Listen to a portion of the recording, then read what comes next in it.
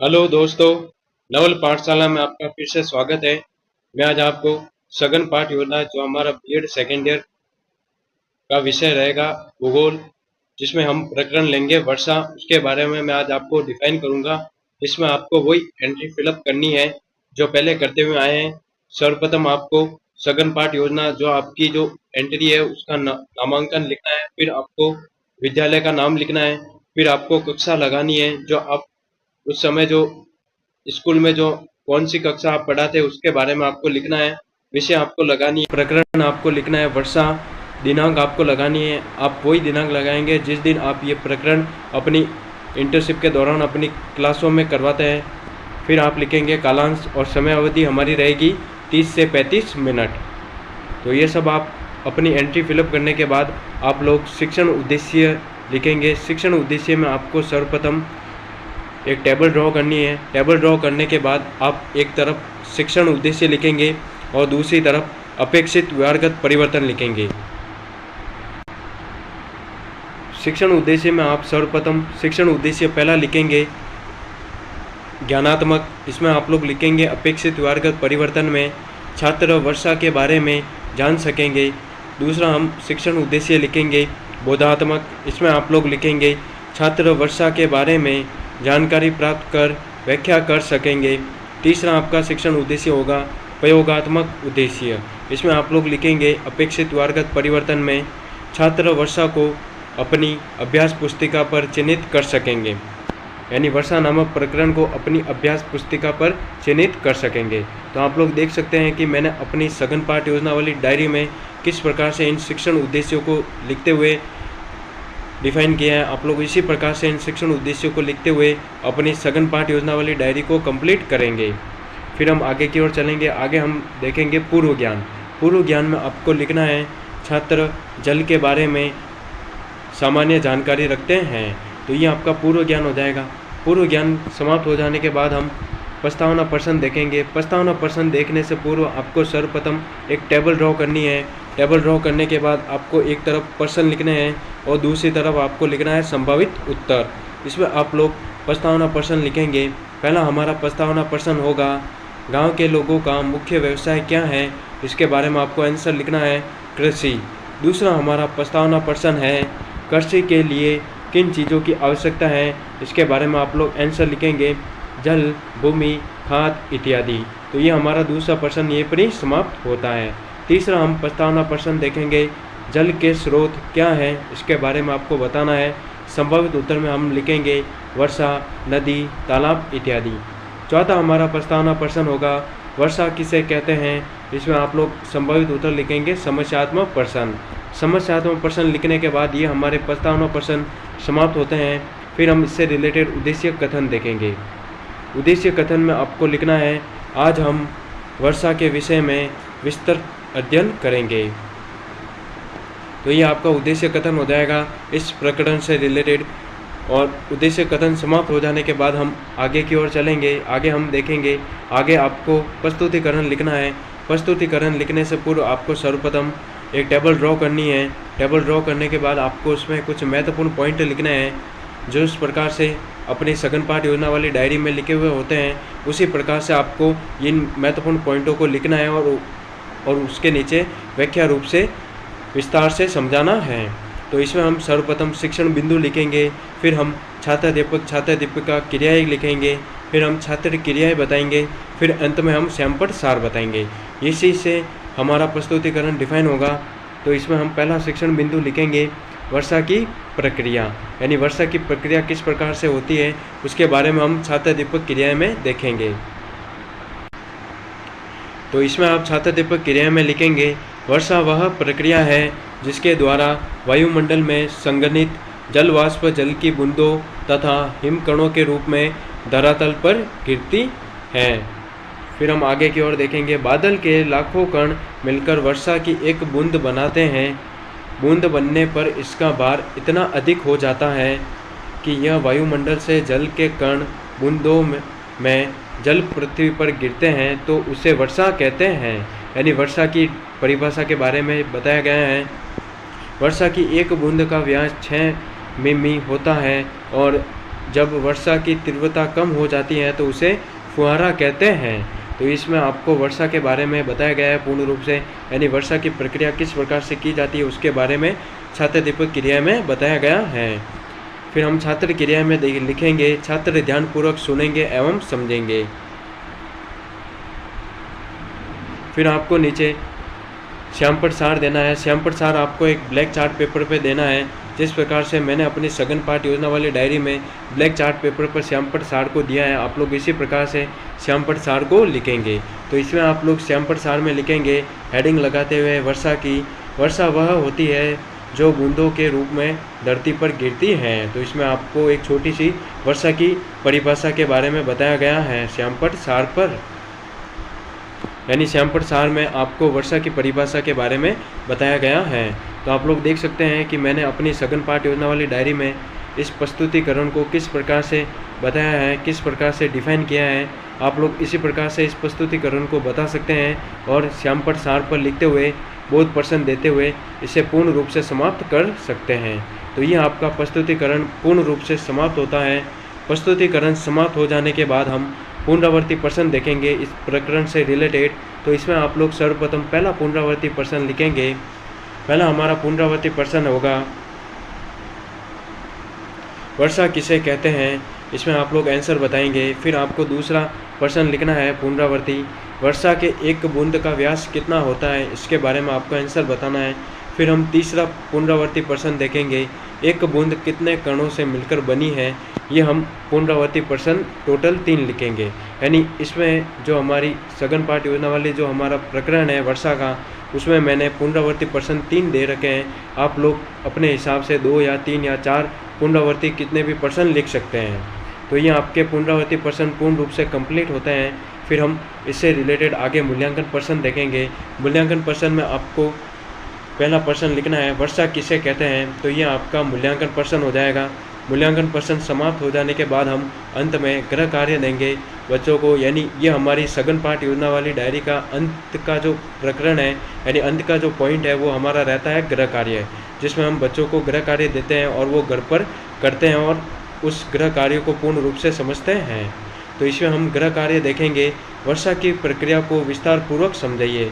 तो इसमें वर्षा की प्रक्रिया को जो कुछ भी हमने ऊपर की ओर जो कुछ भी समझाया था, जो कुछ भी हमने प्रस्तुतिकरण में दिया था, वो पूरा का पूरा इस वर्षा की प्रक्रिया में आ जाएगा जो हमने गृह कार्य दिया है। यानी वर्षा की प्रक्रिया को विस्तार पूर्वक समझाइए, ये हमारे कक्षा के बच्चों का पूर्ण रूप से गृह कार्य हो जाता है। तो गृह कार्य देने के बाद ये हमारा टोटल प्रकरण समाप्त हो जाता है। यह प्रकरण समाप्त हो जाने के बाद हम अंत में सुझाव देते हैं इस प्रकरण से रिलेटेड। इसमें आप लोग सुझाव देंगे, छात्र वर्षा के संबंध में और भी जानकारी इकट्ठी कर सकेंगे। तो ये हमारा इस प्रकरण से रिलेटेड सुझाव हो जाएगा, जो आपको अपनी सघन पाठ योजना वाली डायरी में गृह कार्य के बाद सुझाव देना पड़ता है। तो आपको ये सुझाव देना होता है। सुझाव देने के बाद हम एक तरफ स्वयं के हस्ताक्षर करते हैं और दूसरी तरफ पर्यवेक्षक के हस्ताक्षर करवाते हैं। और इसी के साथ हमारा ये जो पहला प्रकरण है वर्षा वाला, यानी जो हमारा सघन पाठ योजना वाला जो पहला प्रकरण है वर्षा का, वो यहीं पर ही समाप्त होता है। आप लोग देख सकते हैं कि मैंने इस प्रकरण को किस प्रकार से डिफाइन किया है। आप लोग इसी प्रकार से लिखते हुए अपनी डायरी को कंप्लीट कर सकते हैं। फिर हम आगे की ओर चलते हैं। अगला हमारा दूसरा प्रकरण होगा इसी में ही, मानव की उत्पत्ति एवं विकास, जो हमारा भूगोल यानी जियोग्राफी विषय का प्रकरण रहेगा। इसमें आपको वही एंट्री फिलअप करनी है जो पहले करते हुए आए हैं। सघन पाठ योजना आपको लिखनी है, फिर आपको नीचे विद्यालय का नाम लिखना है, फिर कक्षा लगानी है। कक्षा लगाने के बाद आप विषय लिखेंगे, जो आप अपनी इंटर्नशिप के दौरान जो विषय पढ़ाते हैं वही आप विषय लिखेंगे। फिर हम प्रकरण का नाम लिखेंगे, मानव की उत्पत्ति एवं विकास, जो हमारा भूगोल यानी ज्योग्राफी विषय से रिलेटेड रहेगा। फिर हम दिनांक लगाएंगे, फिर हम कालांश लिखेंगे और अंत में हम समयावधि लिखेंगे। यानी ये प्रकरण हम कितनी समयावधि में कंप्लीट करते हैं वो हम समयावधि लगाएंगे। यानी 30 से 35 मिनट ये हमारी समयावधि रहेगी।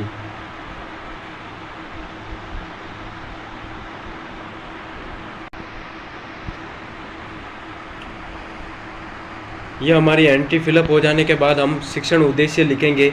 शिक्षण उद्देश्य में सर्वप्रथम आपको एक टेबल ड्रॉ करनी है। टेबल ड्रॉ करने के बाद आप लोग लिखेंगे शिक्षण उद्देश्य, एक तरफ हम शिक्षण उद्देश्य लिखेंगे और दूसरी तरफ हम अपेक्षित व्यवहारगत परिवर्तन लिखेंगे। तो इसमें आपको सर्वप्रथम पहला पॉइंट लिखना है ज्ञानात्मक।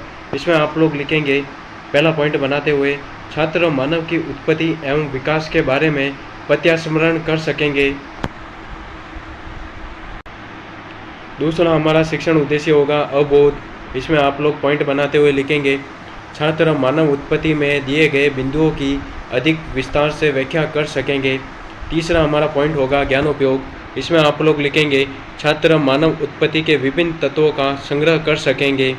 चौथा हमारा पॉइंट होगा कौशलात्मक। इसमें आप लोग लिखेंगे मानव उत्पत्ति विकास के अध्ययन में कुशलता प्राप्त कर सकेंगे। तो ये आपके टोटल 4 शिक्षण उद्देश्य ज्ञानात्मक, अवबोध, ज्ञानोपयोग, कौशल पूर्ण रूप से कंप्लीट होते हैं। आप लोग इसी प्रकार से अपनी डायरी को फिलअप कर सकते हैं और अपेक्षित व्यवहारगत परिवर्तन इसी प्रकार से आप लोग लिख सकते हैं। शिक्षण उद्देश्य समाप्त हो जाने के बाद हम इस प्रकरण से रिलेटेड पूर्व ज्ञान देखेंगे।